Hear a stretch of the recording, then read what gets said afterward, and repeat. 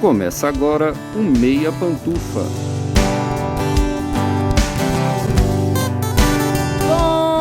Bom dia, boa tarde, boa noite, boa madrugada, pessoal! Todo mundo com os fones de ouvido porque tá começando o seu, abre aspas, Meia Pantufa, fecha aspas, toda terça às 5 da tarde no seu player favorito. Eu sou o Luiz Leão e tenho aqui comigo, como sempre, de um lado, meu amigo Gustavo Azevedo. Bom dia, tarde, noite, madrugada. Gusta, fora salmonela, enfiar o dedo na gema de ovo é sexy. Ai.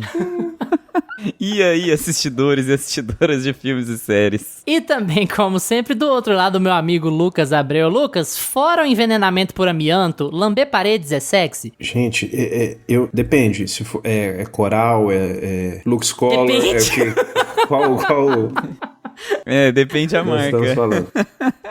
Depende, foi a melhor resposta possível. Eu não imaginava que havia um depende. Pensa numa diretora que sabe esse assunto. Essa é a Emerald Fennell. Depois do sucesso surpreendente de Saltburn, Fennell volta com a adaptação do clássico da Emily Brontë, O Morro dos Ventos Uivantes, entre aspas, e já causou polêmica desde o trailer. A obrigatoriedade das aspas do título já era um indicativo de que a diretora faria uma interpretação pouco vinculada ao material original, o que, como sempre, deixou muita gente maluca. Mas, no fim das contas, o que a gente achou de O Morro dos Ventos Uivantes?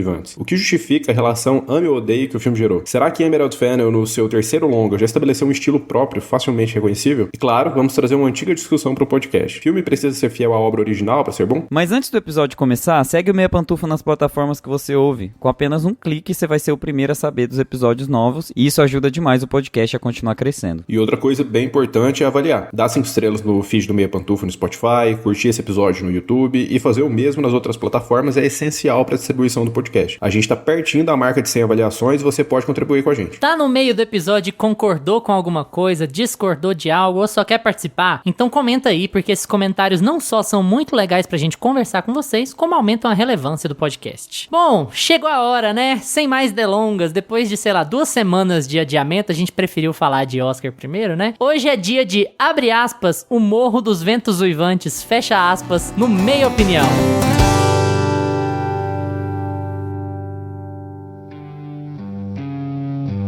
Meia Opinião.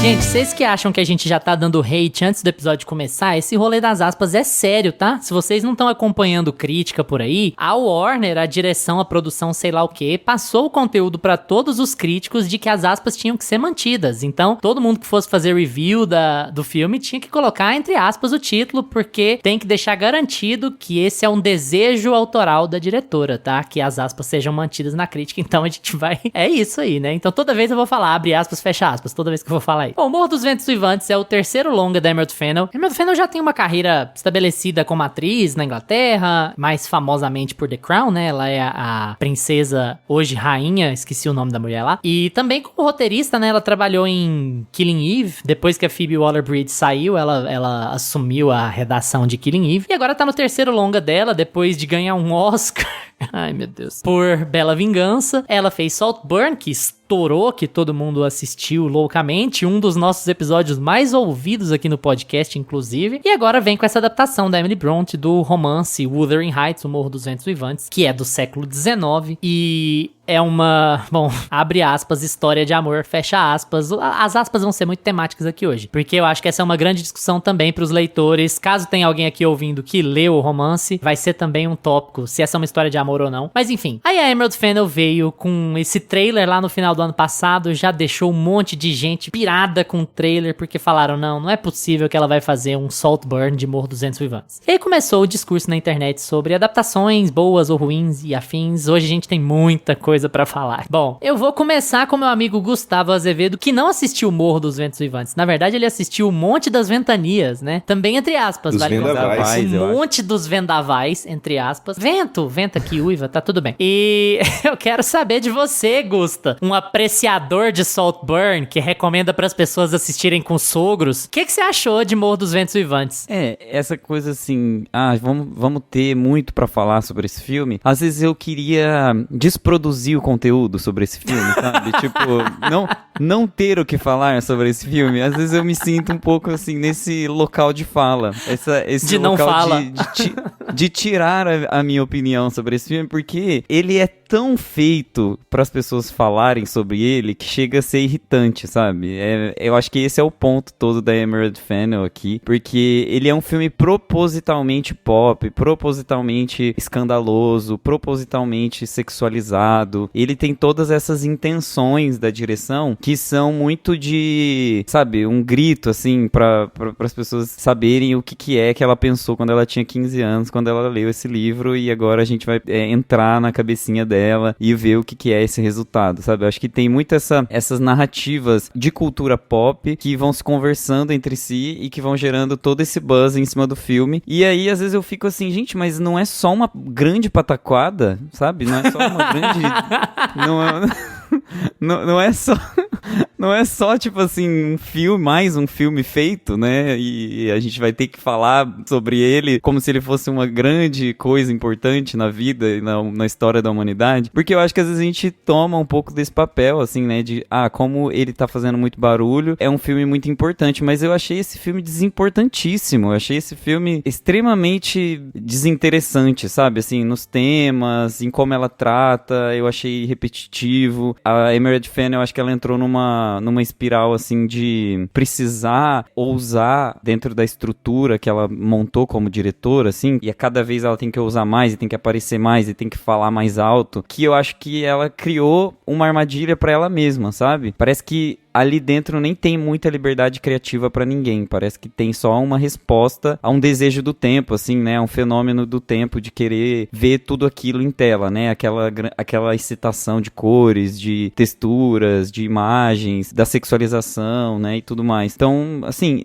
num ponto de vista mais geral, eu acho que eu fiquei com essa impressão um pouco, talvez até distanciada do filme, não é nem negativa nem positiva, é tipo assim, cara, Emerald Fennell tá fazendo mais uma vez um superlativo dela mesma, sabe? Não tá legal. E aí, vou entrar um pouco assim na estrutura, no que eu gostei, no que eu não gostei, pra falar mais propriamente do filme, porque eu acho que depois a gente pode entrar nas polêmicas, né, e tudo mais. Em primeiro lugar, eu não li o livro, eu não sabia da história original, nada. Tipo assim, eu realmente não conhecia a história original. E não tinha assistido nenhum dos filmes clássicos também. Sabia algumas coisas por cima, né, o Heathcliff, aquela coisa toda, assim, a gente tem meio que menção na cultura pop, é uma obra já muito antiga, né, então a gente já tem menções e tudo mais, referências, mas eu não conhecia ou não lembrava totalmente a história, né? Então, que pena que eu conheci a história pela Emerald Fennell.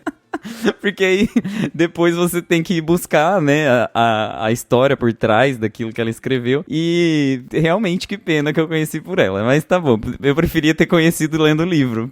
Ia ser mais, eu acho que ia ser melhor. Mas, assim, acho a estrutura do filme, o filme traz o impacto antes da história, né? Eu acho que o filme começar com uma cena de enforcamento e uma ereção ao mesmo tempo, e o choque dessa ereção no momento daquele enforcamento, e a morte, e a sexualidade, e o gozo, e quando morre tem que a gente se excita, e o BDSM, e já, tipo assim, o tema tá ali. Ela já jogou o tema dela na primeira cena, sabe? Eu entendi que o filme ia ser sobre aquilo. Tipo assim, o sexo, ele termina quando a morte vem, e aí tem...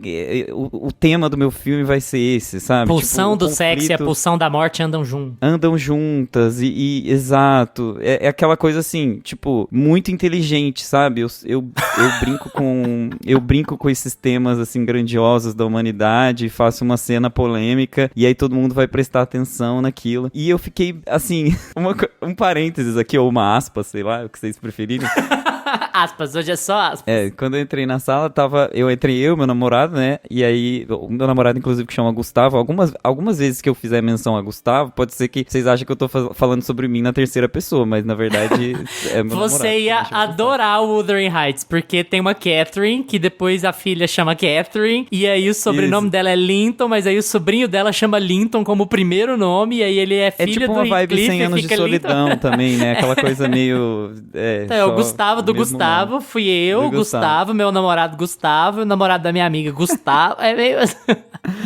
E aí a gente entrou na sala de cinema e tinha muitas adolescentes, assim, né? Tipo, é um filme que tem um público, né? Então, assim, claramente esse filme é mais um produto do que qualquer outra coisa. Porque quando você entra numa sala de cinema, eu sinto muito isso, assim, quando você entra numa sala de cinema e você consegue traçar muito um perfil, assim, de quem tá ali dentro da sala, você começa a ver a tendência de consumo dele e de que ele tem um público-alvo, né? Fica muito mais evidente essa questão da construção do marketing, da narrativa por detrás do filme, pra ele se consolidar como algo relevante ali no seu tempo. E aí ele tinha muita adolescente ali, tipo, basicamente só meninas adolescentes. Claro que é um recorte da sala de cinema que eu tava. E aí, a gente tava ali naqueles 10 minutinhos antes de começar o filme, e, gente, chegou uma excursão, uma caravana de senhoras de 70 anos, conservadoras portuguesas, com os seus cachecóis, que provavelmente tinham lido Emily Brontë no original, com a capa surrada, aquela capa da Barça vermelha com o marca-página de fita. Provavelmente elas leram ali naquela edição, a primeira que saiu aqui em Portugal, e elas, eu imagino a primeira cena, elas, que horror, Dirce, que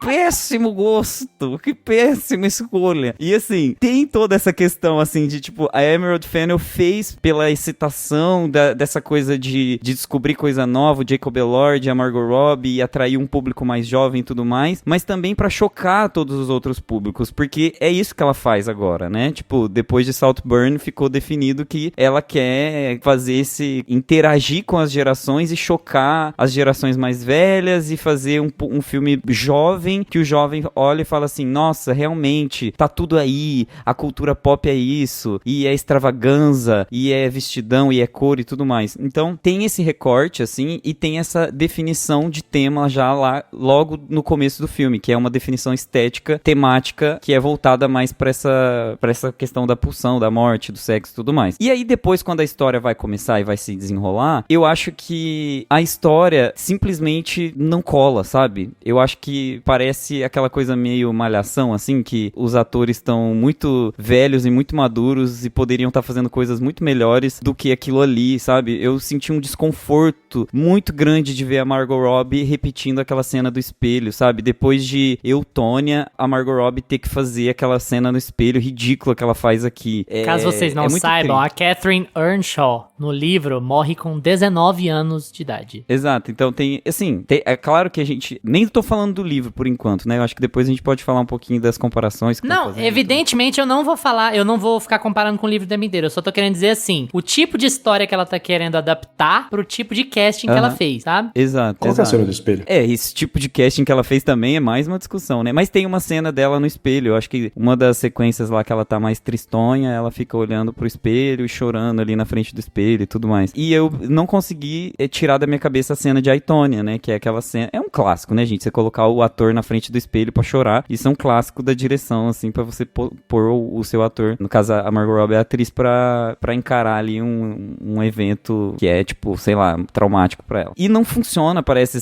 que é uma repetição da mesma fórmula. Então, assim, a história simplesmente não tem motivação, os personagens não apresentam as motivações de uma forma clara e definida, assim, sabe? Eu acho que, principalmente na essência dos personagens, você não tem cenas que definem o porquê eles agem daquela forma. Então fica muito infantil, fica tudo muito infantilizado, os comportamentos deles.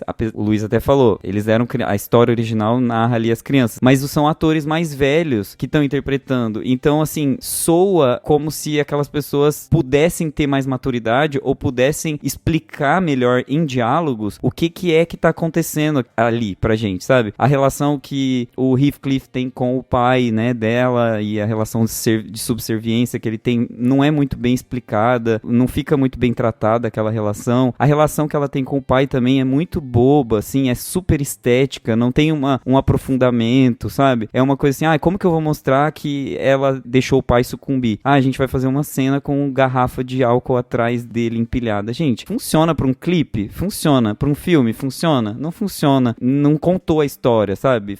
marcou esteticamente, mas é um grande nada pro filme, porque não significa, né? Então, é assim, vou deixar vocês falarem, porque eu acho que, pra quem não tinha muita coisa pra falar, eu até tô falando muito. Eu acho que é isso, assim, ela faz mais uma vez uma tentativa de marcar esteticamente mais um filme dela, né? Criar toda essa espiral de polêmicas em torno do elenco e do filme e das aspas e da história que ela imaginou quando tinha 15 anos e tudo mais. Mas ao mesmo tempo, quando você vai analisar o filme como filme, é uma grande pataquada. É um grande filme super esquecível, assim. Ai, mais um filme, sabe? Da Emerald Fennell. E eu queria defender Saltburn aqui um pouquinho, porque eu acho que Saltburn é o primeiro, é o começo disso, sabe? Tipo, eu acho que ela fez isso é Saltburn. defender?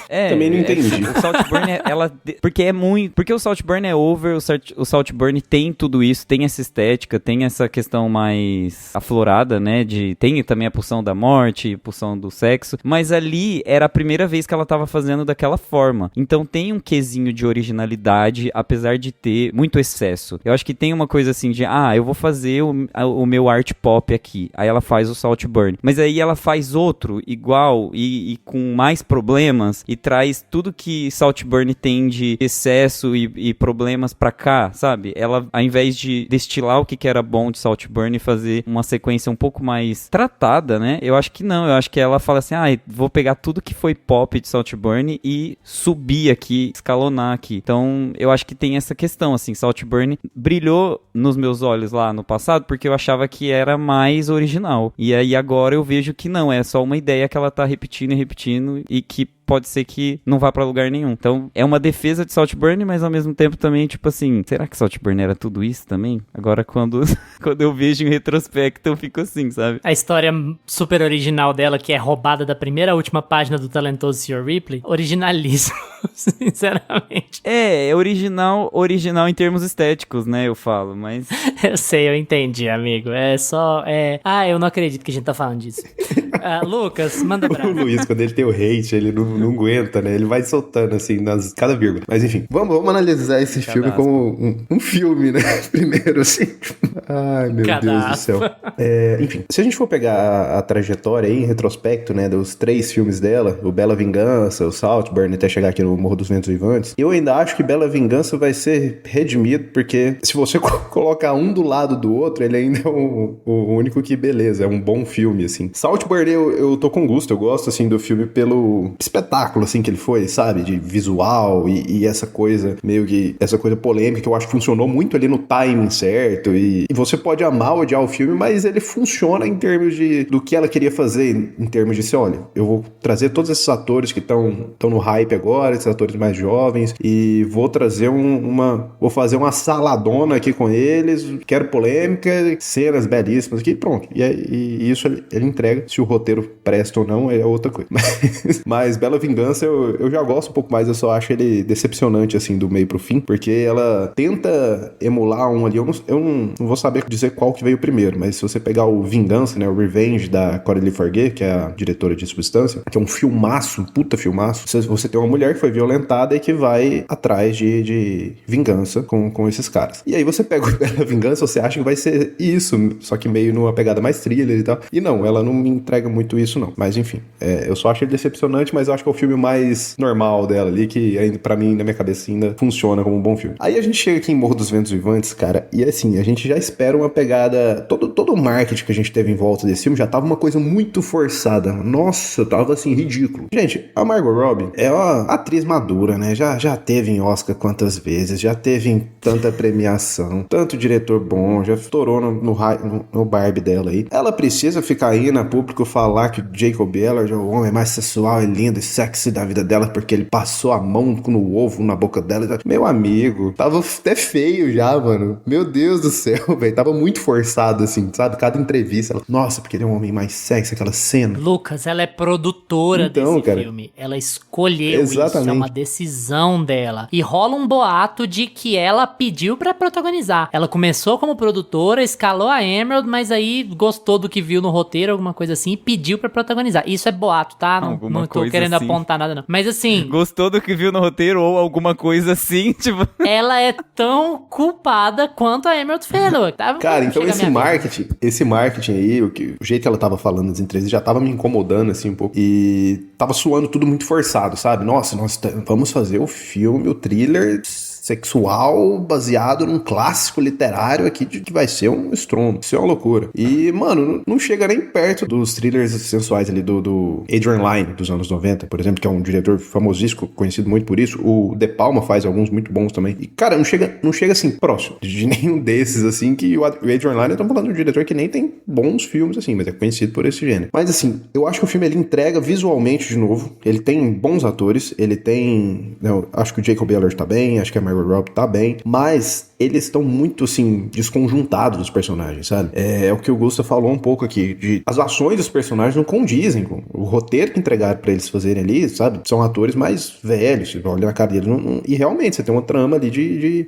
acho que o Gusta fez a melhor analogia possível, de malhação, cara, porque é aquela coisa de, você não vai ficar comigo, que saco, se liga e vira pra lá e vai chorar, e aí tem uma outra, a amiga que está armando contra ela, cara, faltou colocar o Gigabyte, o Ogromóvel ali, só. Fiquei esperando o cabeção aparecer com o Ogromóvel lá. E aí, Catarina? Mano, bora ali! Puta que pariu. Mas, então assim, eu acho que... E aí é um desperdício, porque eu acho que os atores estão bem ali, mas ao mesmo tempo eles estão com um roteiro que não condiz ali com... Nem com a fisionomia dele, sabe? Não condiz nem... É a mesma coisa, sei lá, mano, você vai pôr o Gary Oldman pra fazer um jovem de 20 anos, não vai, cara. Então assim, não combina. Os personagens não combinam com os atores, apesar dos atores serem bons. E eu acho que eles não têm química nenhuma aqui no filme. Eu acho que a Margot Robbie, eles conseguiram pegar as duas pessoas mais bonitas de Hollywood e não ter química entre elas aqui no filme, que era pra, teoricamente, ser hipersexualizado. E que não é também. E que isso ela também não entrega, cara. Porque, beleza, você vai ver o filme e fala, beleza, tem a Margot Robbie e o Jacob Elord aqui que vão... Ixi, agora vamos entregar um negócio, coisa de louco. E assim, a história fica rasa. O que sobra desse filme pra mim, cara, o início dele, eu gosto um pouco ali do começo, mas quando já... Passando um bom pano, porque pra mim, do momento que o Heathcliff chega na casa e ela, vamos colocar o nome... Eu vou colocar o nome dele, do meu irmão falecido. Tipo assim, já resolve isso num diálogo, sabe? Cadê esse irmão? Por que morreu? Qual era a relação que tinha com esse irmão? O pai simplesmente chega com esse menino lá na casa e você não entende por quê, se ele ganhou esse moleque numa aposta, se ele catou na rua, sabe? O que aconteceu? Então, assim, passando um pano por esses detalhes, eu acho que o começo da história ainda funciona, com a relação dos dois sendo construída. Aquele início ali da forca, eu acho que funciona. Eu acho que é um bom começo pro filme, assim, pra dar o tom. E é uma coisa que meio que rolava na época, né? Das pessoas gostarem desse espetáculo, né? Era um espetáculo, você ver alguém sendo enforcado, morrendo. E ela usa disso pra dar o tom do filme, então isso eu acho uma boa escolha. E acho que o filme tem algumas cenas, assim, muito bonitas em termos de fotografia. Acho que a fotografia do filme, se fosse uma apresentação de slides, seria uma maravilha. Porém, é um filme, né? Aqui, pra mim, Emerald Fennell e Zack Snyder estão no mesmo balaio. Quando aquela galera que tem coragem de pôr o plano de fundo do Windows pra trocar, sabe? Pra ficar trocando, tem gente que faz isso, né? É isso, cara. E aí o filme vai virando um grande videoclipe, cara. O Gusto fez essa comparação aqui de coisas que funcionariam no videoclipe que não funciona aqui no filme. Cara, tem sequência que ela literalmente faz um videoclipe, cara. Ela coloca uma música pra tocar que não condiz nada com a época que o filme tá passando ali, né? Já vem essa mistura. Mas beleza, a gente tem alguns filmes que fazem isso, a gente tem o Elvis, a gente tem o Grande Gatsby, que tem essa pegada, né? Vamos juntar um eletro aqui com uma coisa de época. Mas aqui não condiz. Ela tá trazendo um filme de época o tempo todo, de repente ela me traz uma música pop meio triste ali, com vários flashes deles de um romance. Cara, eu acho que, se eu não me engano, tem 2 momentos que são muito videoclipe aqui nesse filme, que ele colocou a música pra tocar de fundo ali, vai passando vários cortes do que tá acontecendo. Um é mais romântico, outro é mais triste, e assim ela vai tocando o filme, do meio pro fim, e tudo vai acontecendo de uma maneira muito rasa, muito superficial. Então, assim, acaba não sobrando muito pra onde o filme ir, sabe? Eu acho que acaba sendo um desperdício, porque ela pega um clássico, que eu não li o livro, eu não sabia nada do livro, e o filme não me fez ficar curioso pra ir atrás do livro também. E, inclusive, eu fiquei mais curioso,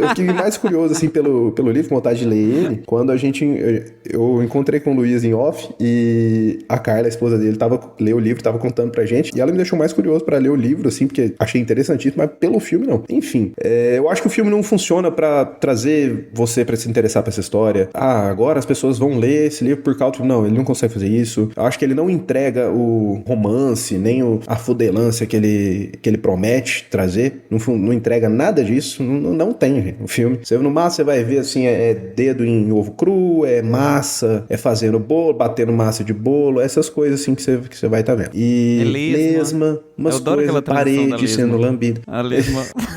Parei. Então, assim, Parei de descascar. Cara, o marido dela que aparece no filme, que era pra ser uma figura assim, ela decidiu, até onde eu fui atrás aqui do livro, tinham vários personagens que ela foi fundindo, né, pro filme. Então, o pai e o irmão da Catherine, eles são o mesmo personagem aqui no filme. Ela traz a personalidade dos dois e a história dos dois pra fazer um personagem só. E aí ela vai reduzindo esse elenco. Então você tem ela, o Cliff, o pai, a governanta e o marido. Pronto, basicamente, se a gente for resumir, a gente tem esse personagem, vira um novelão e ela vai pro melodrama, só que a gente falou sobre alguns filmes aqui que abraçam ou não o melodrama, só que eu acho que aqui ela faz isso da pior maneira possível, cara. Porque ela vai da maneira rasa, que não consegue comover, e o marido da Catherine, por exemplo, cara, que personagem raso do caramba, ele tá lá o filme inteiro. Se você parar pra pensar, ele tá lá desde o início do filme, praticamente, e ele mal tem fala, ele é o corno mais manso da face da terra, que dava pra ter alguma coisa ali, sabe, pra aproveitar ele, com tudo que ele vai vendo e percebendo, mas não, nem isso eles conseguem aproveitar. A questão aqui é que a gente tem um filme visualmente, ele funciona, né, de novo, a Emerald Fennell, ela, em aspectos visuais, ela sempre consegue trazer, nem que seja, aquela imagem do Heathcliff saindo a cavalo, com aquele céu vermelho, a imagem quando os dois estão ali, quando a gente tem aqueles planos abertos, que eles estão ali no meio das montanhas, a gente tem cenas muito bonitas aqui, as cenas dentro da casa também, como ela vai compor nas cores, eu acho que muita coisa que funciona visualmente, mas que acaba indo tudo pelo ralo, sabe? Você acaba até desvalorizando essas coisas ao longo do filme, porque a história não te prende, vai ficando tudo muito raso, e ela não entrega nem mesmo toda a sexualização que ela tava vendendo, todo o tesão que era pra ter no filme, que não tem. Tá, vamos lá, sei nem por onde começar. Assim, eu acho que pra quem leu, é muito difícil fazer uma avaliação descolada, muito difícil, não, impossível fazer uma avaliação descolada. Eu vou tentar fazer uma avaliação descolada do livro o máximo que eu conseguir, analisar o filme enquanto filme, entre aspas, mas entendam que é difícil, tá? Eu vou tentar, beleza, vou ignorar certos fatores de adaptação pra tentar falar sobre o que eu acho do filme antes de entrar em comparações, apesar de achar que as comparações são importantes aqui, tá? Eu vou tentar fazer um grande balaio. Eu acho que o que mais me irrita na Emerald Fennell é assim, sabe o Olavo de Carvalho? Ele é a noção que uma pessoa burra tem de uma pessoa inteligente. Pergunta uma pessoa burra quem que ela acha inteligente, ela vai falar, o Olavo de Carvalho. A Emerald Fennell é a noção de uma pessoa que nunca viu nada na vida sobre o que é uma pessoa ousada. Eu acho que o que mais me irrita na Emerald Fennell é que a ousadia dela é de mentira. É isso que é assim, nossa, olhe como sou ousada, olha, sou ousada, tá? Olha, eu sou ousada. E nunca é, sabe? Nunca é nada demais. Ela acha que você tem uma cena nojenta, o quanto o sexo pode ser nojento, o quanto ele é cheio de fluidos, o quanto a pulsão sexual ela tem uma coisa meio,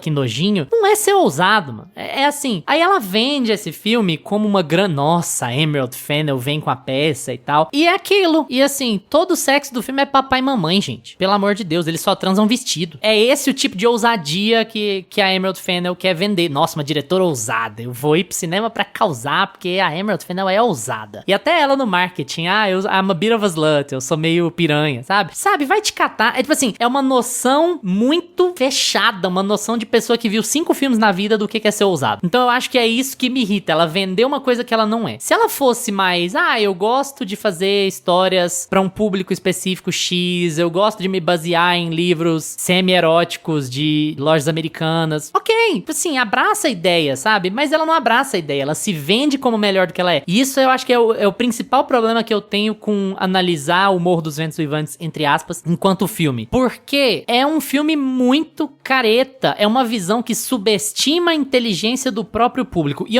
a gente não é público, o Gusta já falou aqui. Nós três não somos o público que ela quer. Nós não somos o público que o estúdio quer desse filme. Mesmo fazendo a leitura vindo do ponto de vista do público que ela quer nesse filme, ela tá subestimando a inteligência desse público, sabe? Ela tá vendendo uma história pseudo-BDSM, de pseudo-atração sexual, de pseudo-pulsão sexual, de pseudo-romance. É tudo vazio. Eu acho que esse filme me irrita mais, não porque ele é péssimo, mas justamente porque ele é medíocre. Medíocre mediano, sabe? Eu tô indo na linha do que o Gusta falou. Esse filme me irritaria muito Pior menos... Pior que 50 tons nesse sentido. Se ele fosse realmente ruim. Se ele fosse aquele filme inassistível, aqueles 50 tons de cinza, ele ia me irritar menos do que ele me irrita. Porque a Emerald Fennell arranjou uma fórmula. Esse filme é formulaico. A Emerald Fennell é a Marvel de um público de mulheres que querem sexo sem que o sexo seja jogado na cara delas, sabe? E assim, eu não estou falando mal do público que ela quer atingir. Eu acho que ela tá tratando o público dela mal. É meio que a Carol faz lá em Pluribus, sabe? Escreve e fala mal do público. Eu acho que ela tá fazendo isso, assim. Ela acha que o que as pessoas aguentam de sexo, o que as pessoas aguentam de atração sexual, de pulsão sexual, é isso. É só isso. Então ela entrega só isso. Lindo, maravilhoso, um videoclipe, né? Nossa, saudades da MTV, assim. É o Californication, só que em boa qualidade, de 8K. Então, o que me irrita mais no filme é a mediocridade dele. E a mediocridade dele sendo vendida como ousadia. O Lucas citou 2. Deve ter uns 40 diretores de thriller erótico que são muito mais capazes do que ela de fazer. Muito, muito mais O capazes. próprio Cronenberg, né, faz isso. O Cronenberg lá em Crimes do Futuro, com aquela pegada bizarra de que a cirurgia, ela é o novo sexo, porque as pessoas não morrem mais, não se infeccionam mais, né? Tem muito mais tesão do que isso aqui, sabe? Com uma pegada absolutamente nada a ver, com uma pegada que deveria ser nojenta, é muito mais assim. Deixa eu só fazer um asterisco na nossa fala aqui, porque a gente tá citando talvez só diretores homens, né? Homens, mas, por né? exemplo, o Lucas mesmo citou a Caroline Ferguet aqui, que ela dirigiu a Substância, e ela faz exatamente... Mano. Titane da Júlia do Cornô, cara, sério, Exato. É um carro, a mulher tá transando com Nada um de carro e você braçada. sente mais tesão, sabe? É assim, não Exato. tem... Então é isso que eu tô falando, você pega diretores e diretoras que não subestimam o próprio público, que não acham que o público é idiota. Tipo assim, parece que ela quer um público virgem. Pra ter uma leitura de que ousadia é aquilo, de que sexo é aquilo, de que você só pode extrair aquilo de sexo. Um público virgem é um público que acha que enfiar o dedo na gema de ovo de ganso é sensual, sabe? Então assim, pra mim o que me irrita é como ela trata o público dela mal. É essa sensação que eu tenho. Isso vai dessas escolhas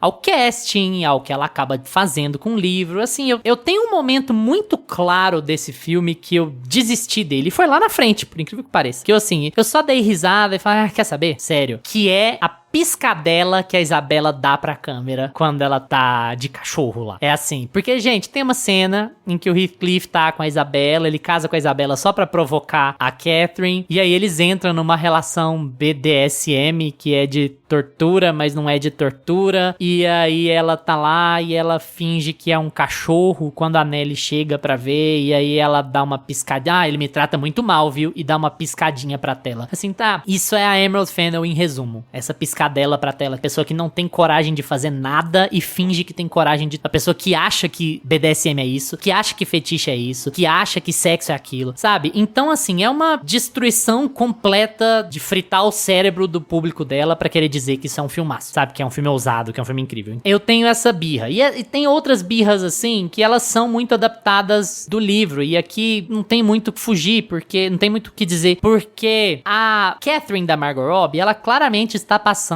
pelo período do despertar sexual. Ela tá passando, nossa, eu estou descobrindo o sexo, esse tesão aqui incontrolável é porque eu tô, sei lá, passando da puberdade, alguma coisa assim, eu tô descobrindo esse tesão e tô tendo que lidar com ele. Depois dos 30, então assim, cara, o casting atrapalha muito, velho, porque são pessoas muito velhas pra estarem passando por aquele processo ali, sabe, em cena. E aí você não consegue evitar essa coisa super malhação que você tem de essas pessoas estão agindo como pessoas 15, 20 anos mais novas do que elas. É muito desconcertante. É muito incômodo. Eu não sei se vocês têm essa mesma sensação, mas assim, é muito incômodo ver. Cara, você não tá em idade pra tá maturando sexualmente. Não é assim que funciona. Não tem jeito. Não cola. E aí, quando você descobre que no livro eles têm 19, 20, 21 anos, você vai, opa, tá. Então tá. Então as conversas que eles têm agora fazem sentido. O jeito dramático com que eles interagem faz sentido. O despertar sexual deles faz sentido, porque eles são mais novos do que o que a gente tá vendo, sabe? Você simplesmente tem que embarcar. Então você não embarca na Catherine como mulher casada, mais velha, tá grávida, e você não embarca na Catherine como adolescente, que tá, assim, na primeira cena dela com ele, eu tenho uma sensação tão daquele meme do Steve Buscemi carregando 2 skates, vestido de jovem, que ele fala assim, como vocês estão indo, companheiros jovens, sabe? Que ele tá com 60 anos. Pra mim é muito aquele aquele meme, assim, é um pouco, é muito desagradável. E o fato de ser bonito o filme, pra mim, quer dizer nada. Porque o grande problema da Emerald Fennell, além de subestimar o seu público, é não ter nada a dizer. Ela não tem nada a dizer, gente, é impressionante. Vocês falando, não, beleza, eu entendi a cena da pulsão de morte andando junto da pulsão de sexo e o filme vai ser sobre isso. O filme é sobre isso? O filme não é sobre isso, gente. O filme é sobre o quê? Sei lá, Deus. Eu não tenho a menor ideia de sobre o que o filme é. E é assim, e é a terceira vez que a Emerald Fennell faz um filme que não tem nada a dizer, que finge que tem. É isso que me fode lá no Bela Vingança. Beleza, o Bela Vingança é sobre como o Estado e as instituições e o sistema invisibiliza mulheres vítimas de abuso, não faz nada por elas, e aí a pessoa tem que fazer vingança com as próprias mãos. Aí ela morre no final e quem resolve o problema é a polícia.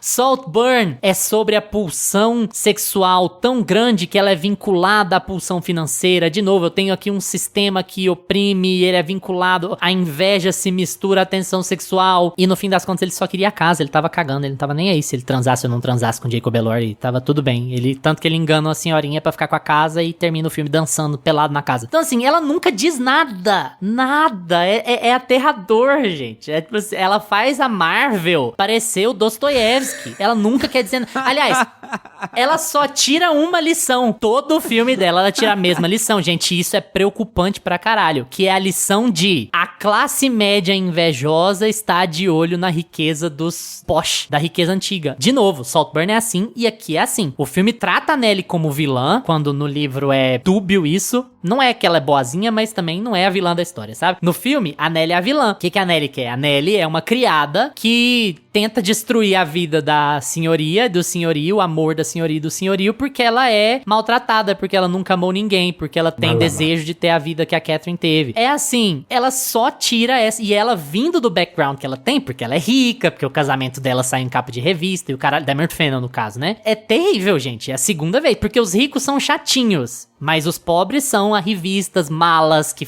podem fazer de tudo e querem fazer de tudo pra ter a vida dos ricos e tal. Pela segunda vez seguida ela faz isso. Isso é preocupante também no ambiente que a gente vive, no momento que a gente vive. Isso tudo é vendido sob a ideia dessa sexualidade. Nossa, que ousado, que sexual. Eu vou deixar vocês falarem um pouco mais sobre isso, depois eu vou entrar mais em livro, porque eu acho que tem muita discussão e eu tô falando há muito tempo. Mas assim, pra resumir, o meu ódio por esse filme é porque ele é medíocre. Não é porque ele é uma bomba. Ele é... Não sei se dá pra entender o que eu tô querendo dizer, mas ele é um filme uma estrela justamente porque ele é um filme 3 estrelas. Porque vai ter um monte de gente que vai sair do filme e falar assim, o pessoal tá exagerando, esse filme não é tão ruim não. É legal, é bonito, nossa, tem o sexo, nossa, ela morre, nossa, que legal. É isso, é a mediocridade sendo estampada como genial. E o livro original, O Morro dos Ventos Vivantes, da Emily Brontë, escrito no século XIX, no começo do século XIX, é muito mais ousado do que esse filme, gente. Vocês não têm ideia. Sem ter uma cena de sexo. Ele é muito mais ousado. Ele é um livro de terror, pra começo de conversa. Mas eu falo mais pra frente. Gusto, acrescenta um pouco aí essa discussão toda, por favor. Essa coisa toda de ser um livro de terror, eu já tava ciente disso, porque tem toda essa questão, do morro dos ventos vivantes, essa questão mais mística, espiritual e... Tem romance, mas é muito mais sobre briga, sobre trauma, sobre preconceito, sobre classe, sabe? Muito mais. E o assombro disso tudo, né? Porque como ele eu acho que tem também uma questão geográfica ali, que a Emerald Fennell esquece de trabalhar um pouco, que ela facilita muito a entrada e saída ali, né, de onde tá o Morro dos Ventos Vivantes e de onde tá a casa lá dos riquinhos. Então, é uma coisa meio, tipo, a hora que eu quiser eu acesso, eu vou e volto. Aí fica uma coisa meio, tipo, tem a cena do cavalo que o Lucas falou, que é essa questão de mostrar ali no final que realmente era distante e que ele precisava percorrer uma distância longa pra até alcançar ela, e ele não vai conseguir chegar pra ver ela viva ainda. Toda aquela questão, mas eu acho que ao longo do filme ela esquece de fazer essa correlação geográfica, sabe? E isso é muito importante quando convém, pra né? estabelecer. Exatamente, é muito conveniência de roteiro. Mas no livro é perto, tá? São 6 quilômetros. Mas cria uma tensão assim de... Enfim, eu não senti que ela trabalhou muito bem essa ideia geográfica ali, sabe? Não tem... Às vezes parece muito longe, às vezes parece muito perto. Então é muito conveniente mesmo. Eu acho que isso podia ter sido um pouco mais bem trabalhado, e essa questão também da diferenciação dos ambientes, ela é muito mais fotográfica, ela é muito mais imagética do que dentro da história, dentro do roteiro, né? Você sente que quando você vai pra fotografia do Morro dos dos Ventos Uivantes, você sente que aquilo ali é mais assombrado e mais tenso e tudo mais. E quando você vai lá pra casa, você vê que tem, tipo, mais conforto, porém mais prisão e mais, né, essa questão de você ficar confinado na proposta que tá posta lá, né? Você tem menos liberdade. É tipo assim, a disputa entre a liberdade e a segurança, né? Uma história que ela transita entre essas dicotomias, né? O sexo e a morte, a liberdade e a segurança e por aí vai. Ela tem essas... Pra que lado eu fico, né? A diferença entre o Morro dos Ventos Uivantes e a Granja, né? Então tem essas dicotomias, o filme todo, a história toda é sobre isso, mas uma coisa que eu acho muito triste é que ela não marca isso dentro da sensação dos personagens. Ela tenta marcar isso dentro de, tipo, umas sketches, assim. Fica uma coisa meio... às vezes parecia que eu tava assistindo Saturday Night Live, assim, sabe? Uma a coisa edição meio desse filme, cara... Nossa, ela eu quero morrer. tentando subir a parede ali, aquela primeira cena dela chegando na granja, subindo o muro, é Barbie de novo, assim, sabe? Uma estética meio, tipo, robotizada, uma coisa meio tentando buscar uma estética que não tem a ver com a linguagem do filme, sabe? O filme é muito mais tenso e muito mais sexual, teatral, deveria ser muito mais provocante do que... E quando ela faz aquelas montagens, amigo? É a montagem dela esperando o Linton, é a montagem dela transando com o Heath, que é tipo assim, vambora, faz a montagem aí. Isso, pra mostrar que, tipo assim, por este período transamos, por este período brigamos, por este período estive triste, né? É tipo, aí que eu entro nessa questão toda, porque o filme, ele trata de temas muito pesados, mas ele tem uma condução muito infantil. Então, é como se estivesse meio deslocado. O filme... os temas e os atores são de adultos, mas a forma com que é conduzido é infantil, é simplista, ela reduz muito. Fazer montagem é você reduzir. Você fazer um diálogo bem feito é você expandir, porque você deixa tudo em suspenso. Quando você troca uma montagem por um diálogo, você tá aprofundando na cabeça daquelas pessoas. Você quer saber mais o que elas pensam, o que as pausas, o que os silêncios, o que o choro entalado tá falando pelos personagens. E quando você monta uma sequência, você tá esfregando na cara do público pra onde você quer levar a sua história e pra onde você quer levar seu roteiro, né? E isso faz com que o filme não tenha consistência narrativa. Eu acho que a consistência do filme poderia ter sido muito mais trabalhada dentro das personagens do que dentro da estética. E aí tinha que ter saído da mão da Emerald Fennell, né? Porque ela não sabe fazer isso. Aí é pedir demais. É uma história muito complexa pra uma diretora muito pop fazer, basicamente. Acho que a gente pode entrar no material original, o Luiz pode explicar depois pra gente toda essa questão da diferença, né? Porque eu sei que o livro tem duas partes importantes e ela faz a história basicamente sobre a primeira parte, que é a parte em que daria pra ela criar mais esse romance, né? Que é uma decisão também muito simplista. Fazer um filme que vai se apegar ao romance de uma história que é complexa, que é transgeracional, é uma forma de dizer também que ela não sabia fazer mais do que aquilo. Tipo assim, mas assim, temos que ser justos também aqui, amigo. É assim, a maior parte das adaptações faz isso, sabe? A Emerald Fennell não é a primeira a branquear o Heathcliff. Tomara que seja a última, mas ela não é a primeira a branquear ele, mas branqueia de novo, em 2026. E ela não é a primeira a adaptar só a primeira metade do livro, porque... É bom ressaltar, desculpa te interromper, mas assim... Sim. A Emerald Fennell não é a principal culpada de vender isso no Valentine's Day, de vender como um filme romântico, porque se vende esse filme como uma história de amor, se vende esse livro como uma história de amor desde 1930. O primeiro filme é da década de 30. E ele já foi vendido como essa grande história de amor. Ela só tá replicando isso, sabe? Então, ela não tem culpa disso. Ela vai ser culpada pelo jeito que ela escolhe fazer as coisas, né? Aí, como você diz, a condução que ela escolhe tomar. Exatamente. Porque ela tem tudo isso no colo, ela tem temas muito... Ela tem uma liberdade também artística muito grande, mas eu acho que ela não sabe o que fazer com isso, sabe? Dá pra ver que ela poderia fazer muita coisa, porque, tipo assim, ela tem meio que esse aval da indústria de, cara, temos uma mulher empoderada dirigindo filmes com um elenco A, o elenco dela é A-list, ela tem um nível de produção A, ela tem um orçamento topíssimo, e aí parece que isso tudo, ao invés de levar ela pra lugares que poderia tornar os filmes dela em obras-primas, sabe? Tipo, Marcos, ela derruba o filme dela com isso tudo que ela tem na mão. Ela transforma tudo isso em passável, assim. É engraçado que a gente falou de Train Dreams no episódio passado e a gente usou isso, né? Que é passável, é esquecível, esquecível em Train Dreams, muito pela contemplação e pelo marasmo do filme, e aqui é esquecível justamente porque muita gente faz conteúdo que tem muito barulho e não conta muitas histórias. Então não vai ser uma coisa assim, eu vou lembrar disso pro resto da minha vida e esse filme vai ser muito importante pra mim. É só mais um filme, sabe? E não tem nada demais.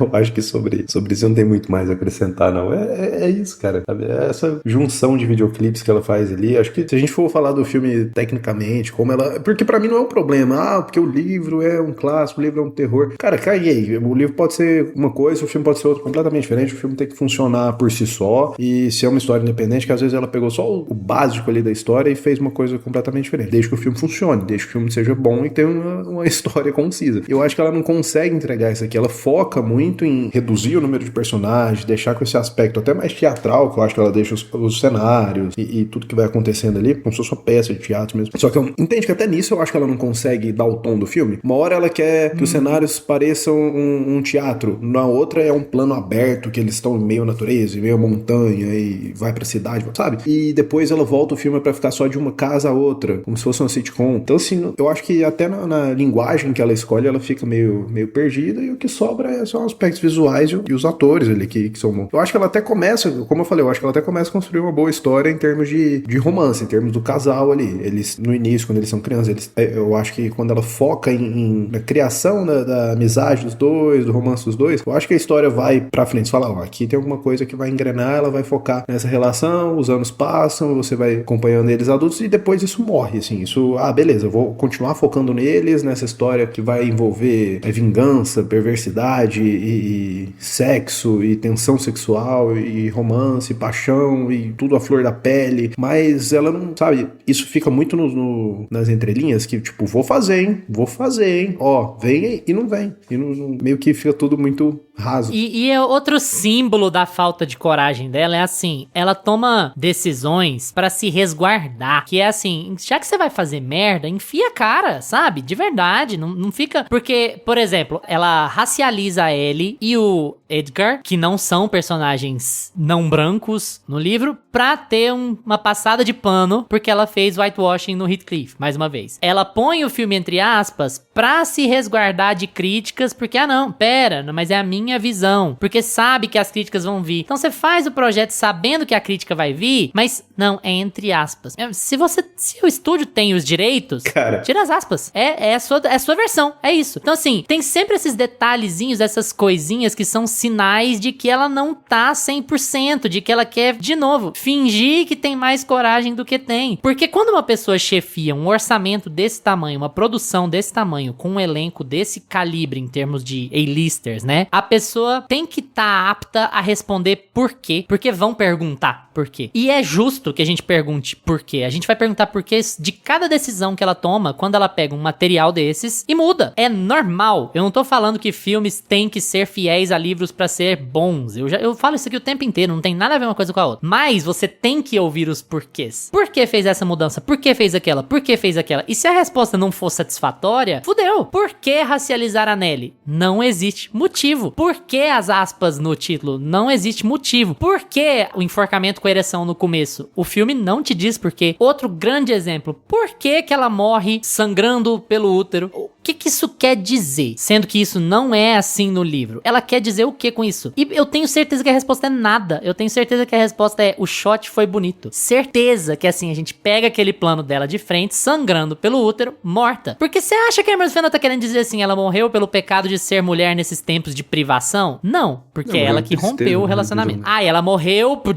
morreu de tristeza, mas morreu de tristeza por ser mulher? Não. Então qual é a simbologia de ela morrer sangrando pelo útero e a gente vê isso? Nenhuma. É só porque parece legal. Só. Ela tá sendo punida por ser mulher, punida pela diretora, punida pelo momento? Não tá também. Então assim, isso é um exemplo. Todas as escolhas que ela toma são escolhas ou over. Beleza, o pai dela morreu de bebida, de cirrose? O que eu vou fazer pra mostrar pras pessoas que ele morreu bêbado, hein? Meu Deus.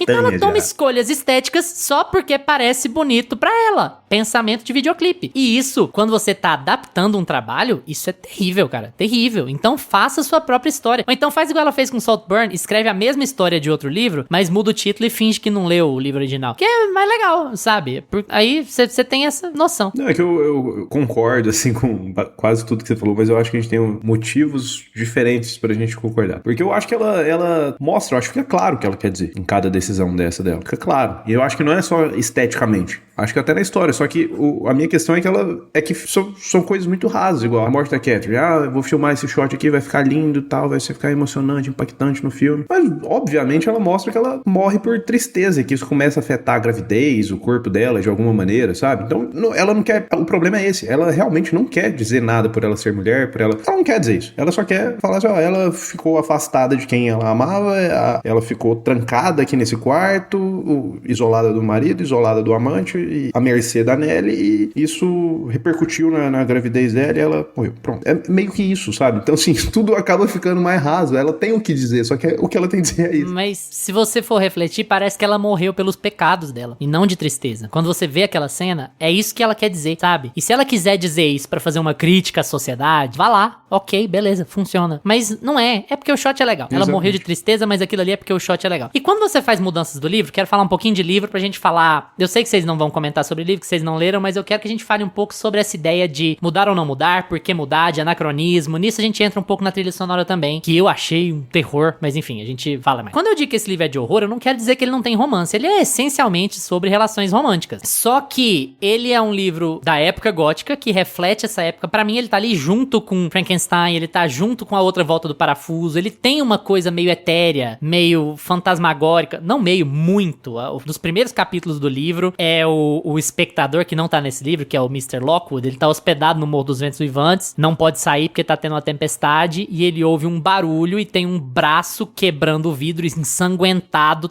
pedindo pra entrar no quarto dele. Me deixa entrar, Heathcliff, me deixa entrar, e é o fantasma da Catherine. Esse é o capítulo 1 do livro, sabe? É esse o tom que a Emily Bronte tá querendo estabelecer. Existe um horror cercando a vida dessas pessoas aqui, sabe? E aí esse cara vai conversar com a Nelly é a narradora da história. Esse maluco, esse curioso xereta, ele tá conversando com a Nelly, que é uma grande fofoqueira, e a Nelly é quem conta a história inteira pra gente. E aí a gente vai entender que a Catherine e o Heathcliff, eles têm uma relação de unidade. Ela toma ele pra ser o meio pet dela, mas ela usa o termo I am Heathcliff. Ela não ama ele, ela é ele, ela usa esse termo. Então tem muito debate sobre o Heathcliff ser um alter ego da Emily Bronte, tipo Médico e o Monstro, sabe? Sobre ele ser um grande vilão. O fato de ele ter pele escura é essencial, porque o preconceito que ele sofre ali dentro é essencial pra formação do caráter dele, é essencial pra formação das ideias dele, essencial pra motivar ele a fazer as coisas que ele faz durante a história. Então quando você faz whitewashing, de novo, você tira isso. É a mesma coisa de você embranquecer o Martin Luther King, o Malcolm X. A história dele faz o mesmo sentido se você mudar a etnia dele? É evidente que não faz. Então é um erro que é cometido há muitos anos e que ela acaba cometendo de novo. E é um livro muito sobre trauma, e sobre trauma geracional principalmente. Essas duas pessoas, elas sofrem demais na mão do irmão, que a Emerald Fennell resolveu tirar da história. O Heathcliff sofre muito na mão do irmão, e quase tudo que o Heathcliff faz na vida, ele faz por vingança. Ele quer se vingar da Catherine por ter feito aquilo lá, por ter, sabe, falado que casar com ele ia degradar ela, sabe? Então, ao mesmo tempo, ele não consegue largar dela, porque ele ama demais ela. Ele quer se vingar do irmão dela, ele quer se vingar do Edgar, e todas as decisões que ele toma a partir dali são pra se vingar. Ele é uma pessoa terrível, assim, ao ponto do exagero, ao ponto de você ver a Nelly conversar e você não saber se a Nelly tá mentindo. Você tem a sensação de que a Nelly tá mentindo, que não é possível uma pessoa ser escrota desse jeito. Sabe o que ele faz no dia que ele foge com a Isabela, que ele rouba a Isabela pra casar com ela? A primeira coisa que ele faz é enforcar o cachorro dela. Ele trata ela super mal ao ponto de ela falar pra Nelly, eu não sei se esse cara é humano, porque ele é o cão, ele me trata com desprezo, ele me agride, ele me tranca no quarto, ele não me deixa ver ninguém, ele me xinga, ele me humilha, faz isso o tempo inteiro. E a Emerald Fennell transforma isso num fetichezinho BDSM, como se a Isabela estivesse gostando. E eu não sei se vocês repararam, tudo que o Heathcliff faz de horrível com ela, entre aspas, ele pede permissão. Ele fala, tô te explicando exatamente o que eu vou fazer. Você deixa? Então ela permite. Por quê? Porque a gente não pode não gostar do Jacob Elordi, porque ele é o nosso herói romântico dessa história. Então assim, quando você pega o material original, o material original, gente, ele é difícil de ler, de tão insuportáveis que aqueles personagens são. Tem hora que ele te cansa, eles são muito chatos, eles são muito grosseiros, eles são muito manhosos, eles são muito mimados, muito dramáticos, muito irritantes. Tem hora que você tem que parar de ler pra dar uma respirada, porque chega a ser desagradável. E aí ela transforma, não ela, sempre transformaram, mas ela continua fazendo isso. Transforma essa história numa história de amor perdido, fraturado, sabe? E tem outro problema, o fato de eles não terem consumido o relacionamento deles, no livro isso não fica nem nas entrelinhas, assim, sabe? É possível, mas não fica nem nas entrelinhas. Eu acho que é o principal motor de ele ser desse jeito, porque a pulsão não realizada é quem transforma ele nisso. A pulsão não realizada é quem deixa ela morrer de tristeza. Quando eles transam do jeito que eles transam, e a Emerald Fennell tem que inventar uma justificativa pra eles terminarem, eu não me reconheço mais. É tipo uma crise de consciência de uma adúltera. Só isso, e não uma pulsão de morte, uma coisa irrefreável, uma relação que é impossível de se conceber. Ela muda toda a essência da história. E aí, assim, eu quero debater com vocês sobre esse tipo de adaptação. A gente pode falar de adaptações que a gente conhece, não falar só de Morro dos Ventos Vivantes, pra gente expandir mais esse debate. Eu gosto muito dessa conversa sobre filme tem que ser parecido com um livro pra adaptar, e a minha resposta é não. Você pode mudar quase tudo. Você pode mudar o nome dos personagens, você pode mudar o lugar, você pode mudar a trilha sonora. Eu tenho excelentes exemplos que pipocaram muito aí por rede social nos últimos tempos. Eu sei que eu vou estar repetindo muita gente, mas assim, As Patricinhas de Beverly Hills é um excelente exemplo, porque é uma adaptação de Emma que não tem nada a ver com o contexto, e é uma adaptação que funciona, que é divertida, que é legal. Você tem o Rei Leão e Shakespeare. O Rei Leão é uma história absolutamente shakespeariana, que não tem os nomes, não tem o cenário, é feito com bicho, e é muito legal, é muito engajante, é muito bem feita. Você tem... Eu gosto muito de Maria Antonieta, eu sei que foi um baita BO quando saiu, mas eu gosto muito de Maria Antonieta da Sofia Coppola. E tem anacronismo, ela anda de All-Star, e a trilha sonora é contemporânea, e dá certo, porque existe uma razão pelo qual o anacronismo está sendo colocado. Esse filme da Emerald Fennell também é cheio de anacronismo, não é só a trilha sonora não, tá? As roupas, corsete, essas coisas assim, não são da época que ela tá contando ali. Mas, enfim, você pode mudar até bastante coisa, você pode até enfiar entre aspas. Mas o que o Rei Leão e As Patricinhas de Beverly Hills e Maria Antonieta preservam das suas contrapartes originais? Preservam o tema. Gente, tema é importante. Tema e tom são coisas importantes. Se você não vai preservar o tema, se você não vai preservar o cerne da história que você tá contando, escreve uma história original. Cara, é isso que dói, porque quando você desmantela o tema, como é que você pode chamar aquilo de Morro dos Ventos Vivantes? Então chama de Patricinhas de Beverly Hills 2 e faz uma adaptação contemporânea, Charlie XX, levemente baseada em Morro dos Ventos Vivantes. Até repete um nome ou outro aqui, mas fala, olha, a minha história é absurdamente diferente. E aí quando você repete o título e você tira só o que você quer da história, parece de novo que você está tomando uma decisão covarde, e aí você enfia umas aspas lá e tá tudo bem. Então, pra mim, o grande problema é não respeitar o tema e não respeitar o tom. Mudar, colocar anacronismo, colocar Margot Robbie loira sendo que a Catherine é morena, colocar o Jacob Elordi branco sendo que ele não é branco. São coisas que você pode discutir. Deu certo, não deu certo, funciona, por que fez, por que não fez. Mas mudar o tom e o tema da história, é isso que me dói. Então, assim, eu queria conversar com vocês sobre isso. Até que ponto a gente pode mudar uma história? Até que ponto a gente pode mudar uma história original e ainda chamar ela de uma adaptação? Enfim, em linhas gerais, sobre isso que eu falei de Wuthering Heights, mas sobre tudo isso. Sobre adaptações de livro, de um outro material fonte em geral, eu tenho uma opinião muito clara, assim, sobre... É aquilo que a gente repete aqui, o filme ele tem que funcionar por si só, mas a partir do momento que você escolhe adaptar uma obra, algumas coisas que são cerne daquela história ou daquele personagem que você quer retratar, tem que estar ali. Então não faz sentido você falar, vou fazer um filme do Batman, mas o Batman é pobre, ele não tem medo de morcego, ele não vai ter chifre. Cara, faz um novo herói, sabe? Não tem coisas que tem que estar ali no cerne do personagem. Você já tá adaptando uma coisa que já existe um público que viu aquilo. Primeira coisa, se você vai pensar do ponto de vista... A gente vai ter dois pontos de vista aqui. O artístico e o mercadológico. Se você for pensar do ponto de vista mercadológico, você já está pegando uma história que já tem um nicho, que já tem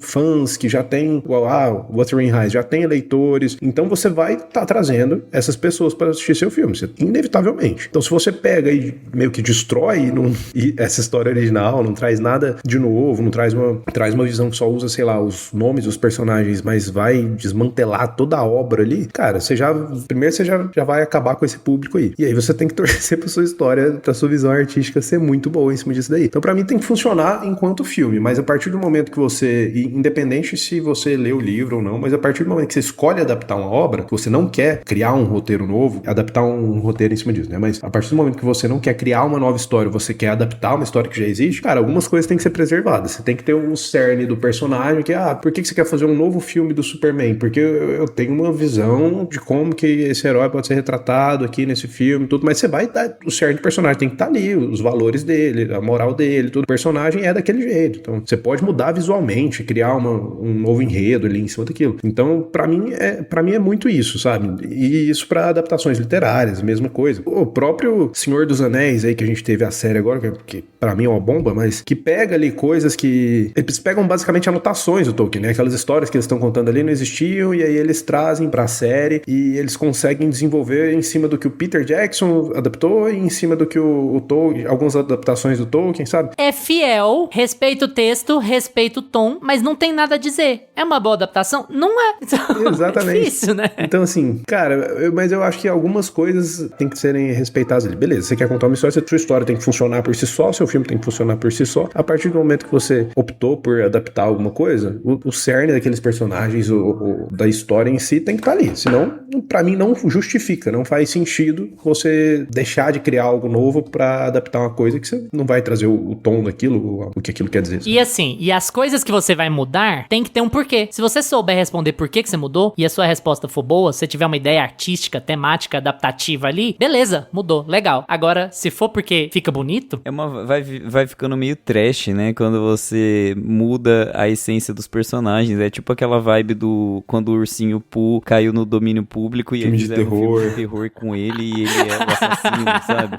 Tipo assim, é meio trash, porque você muda essa questão toda de mudar a essência da história, acho que é o ponto mais importante mesmo. Você tem que manter aquelas personagens envolvidas nas mesmas tramas e nos mesmos questionamentos, por mais que eles sejam atualizados, né, pros dias de hoje. Então, tipo assim, como uma mulher se sentia naquele período e como ela hoje se sentiria com essa mesma discussão, com esse mesmo debate. O que mudou e o que não mudou? Mas o debate é sempre o mesmo. A questão filosófica, né? O shakespeariano, aquela coisa essencial do ser humano, né? O ser ou não ser e tudo mais, sempre vai ser o mesmo. O dilema do personagem que nasce quando tem 3, 4 anos, conhece lá uma pessoa que tá dividindo o mesmo espaço que ela, e essa pessoa é uma pessoa diferente, é um cigano, né? Tipo, tem toda uma origem étnica do Heathcliff, e aí ela vai interpretar aquele menino como um menino inferior desde a infância, e eles vão criar essa relação que é antagônica já desde o começo, e ele vai nutrir um ódio pela personagem, mas ao mesmo tempo um amor pela personagem desde o começo, e aí aquilo precisa ficar em tela,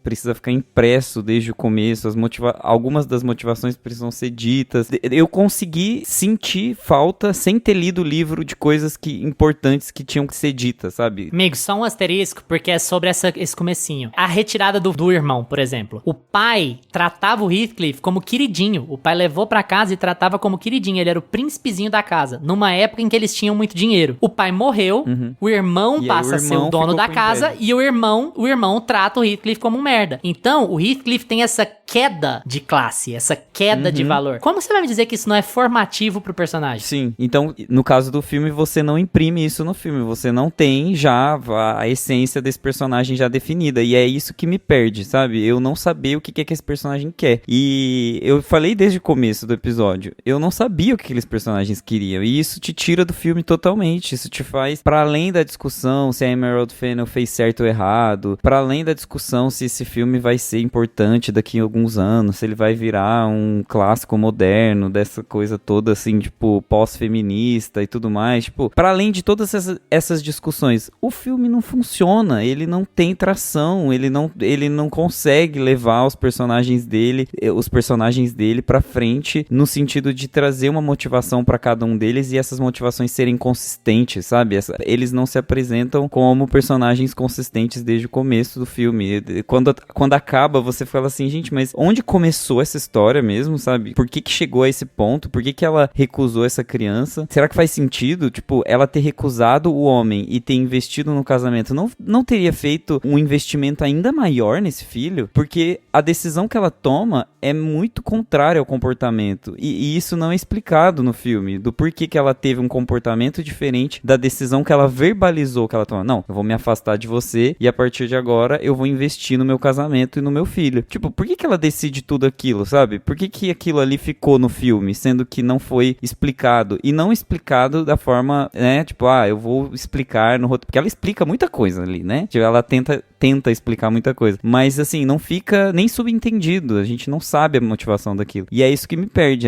É quando a adaptação, ela tá tão mal feita, né? Ela perdeu tanta essência que nem os tópicos novos que ela quer trazer existem mais. Não existe nem mais uma explicação do que é novo, né? Não tem... ela fica muito no meio do caminho entre renovar e manter. Ela não consegue nem manter, porque ela perde pelo excesso de renovação, e ela não consegue renovar direito, porque ela fica presa nessa fidelidade de época, vai. E a trilha é horrorosa. Eu acho quando a música da Charli XCX, eu gosto da Charli XCX, adoro ela, assim, eu acho ela um fenômeno pop, muito divertido e tal. Só que você colocar a fala da música da Charli XCX na boca dos personagens, tipo assim, eu vou te amar pra sempre, eu vou lembrar de você pra sempre, again and again and again, e colocar a música da Charli X no fundo, que fala again and again and again and again, e é uma música de balada, e aí você vê aquilo na tela do cinema, sabendo que aquilo foi feito pra agradar exatamente o público que ouve a Charli XX, é sacanagem, né? Tipo assim, você colocar uma fala no seu personagem que deveria ser importante pro filme, porque é uma fala romântica, né? Trágica ao mesmo tempo, né? Again and again, e eu vou repetir esse ciclo de... Porque é um tema importante lá do livro, né? Aparentemente, essa questão da repetição, dos ciclos geracionais, e again and again. Eu vou ascender e vou cair de novo e de novo. Então, eu sou um exilado, eu sou cigano, aí eu recebo um lar. Aí depois que eu tenho prestígio nesse lar, eu caio. Aí depois que eu caio, eu me apaixono e aí eu tenho que sair dessa casa, depois eu fico rico de novo. Então, tem essa questão do ciclo, da repetição e tudo mais. Eu entendi. Mas aí você vai me explicar isso colocando a trilha da Charli XX e seu personagem repetindo o que a Charli XX fala, sabe? Again e posteriormente, ele assombra o próprio filho, porque ele odeia a Isabela. Ele assombra o filho do irmão da Catherine, porque o irmão da Catherine foi escroto com ele, então ele vai ser escroto com o filho do irmão da Catherine. Aí ele assombra o próprio filho, porque o filho é fraco e ele odeia a Isabela, e o filho lembra ele da Isabela e ele odeia ela. E ele assombra a filha da Catherine, que também chama Catherine, porque a filha da Catherine lembra muito ele do Edgar, que é o marido. Então assim, a Catherine assombra o resto da vida dele, ela também é o motivo pelo qual ele é escroto, além disso tudo. E aí, como você não tem nada desse contexto, só mata a filha da Catherine aí mesmo, tá bom, deixa ela morrendo, sangrando pelo útero. Morreu de tristeza, mas morreu de aborto, mas morreu de tristeza, mas gente, é muito foda, porque apesar de todos esses problemas do filme, quando você vê a história original, você fala, porra, daria um puta filme, daria pra fazer Nossa. Bicho, a história original é do caralho, que, você assim, não tem ideia. Minha vontade de ver aquele fantasma, imagina ela que é boa de estética, ela enfiando um braço fantasma, quebrando pelo vidro, sangrando assim e gritando.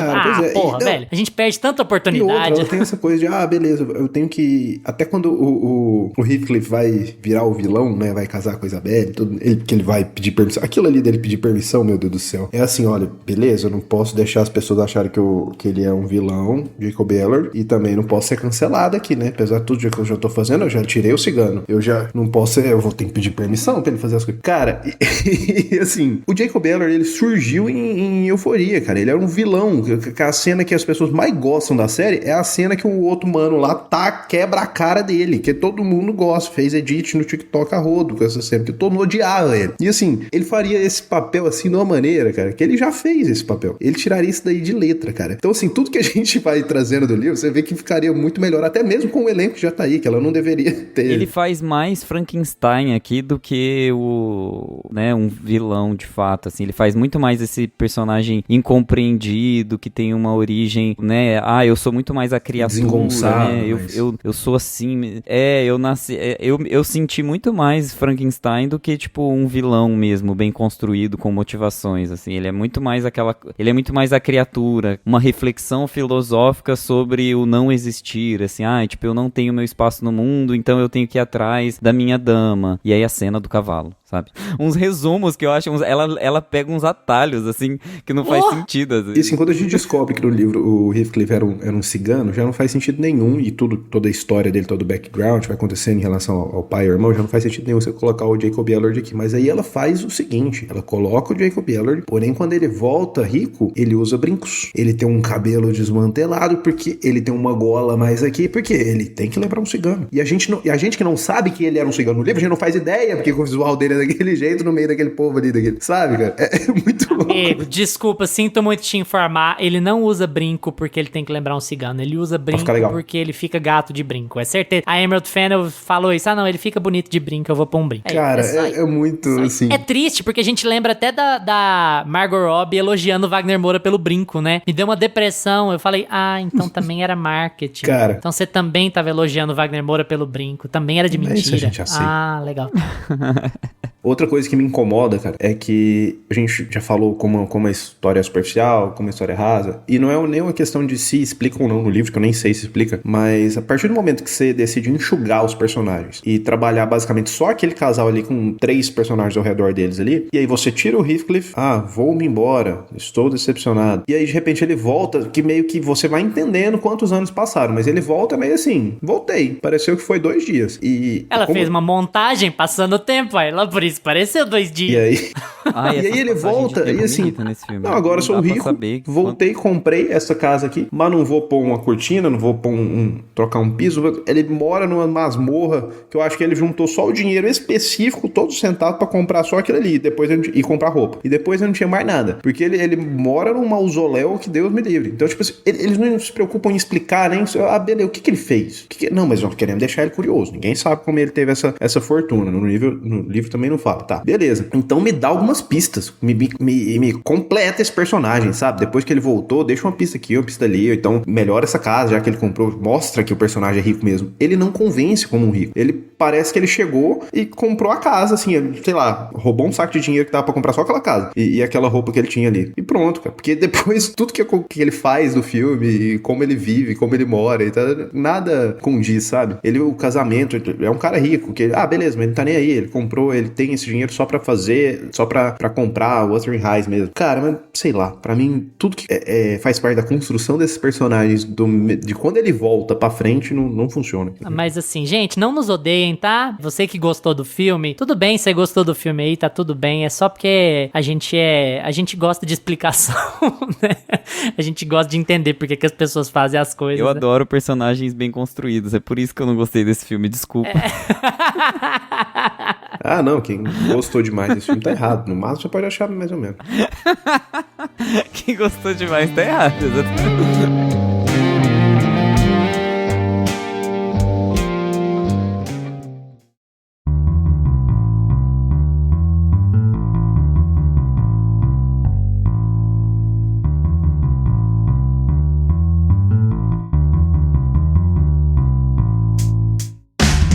Fica aí porque chegou sua hora. Já assistiram o Morro dos Ventos Uivantes? Gostaram? Comenta aqui no episódio suas opiniões, porque a gente quer muito debater com vocês. E aproveita para seguir a gente no Instagram, @meiapantufa, e no TikTok, @meia_pantufa, pra ficar atualizado de tudo que rola no podcast. Esqueceu de pôr aspas no Morro dos Ventos Uivantes. A Emerald Fennell vai ficar brava. Obrigado por estarem sempre com a gente. Tchau, Augusta. Tchau. Tchau, Lucas. Tchau, galera. Segue a gente em todas as plataformas que você usa. Terça que vem a gente tá de volta com mais Meia Pantufa pra vocês. Tchau.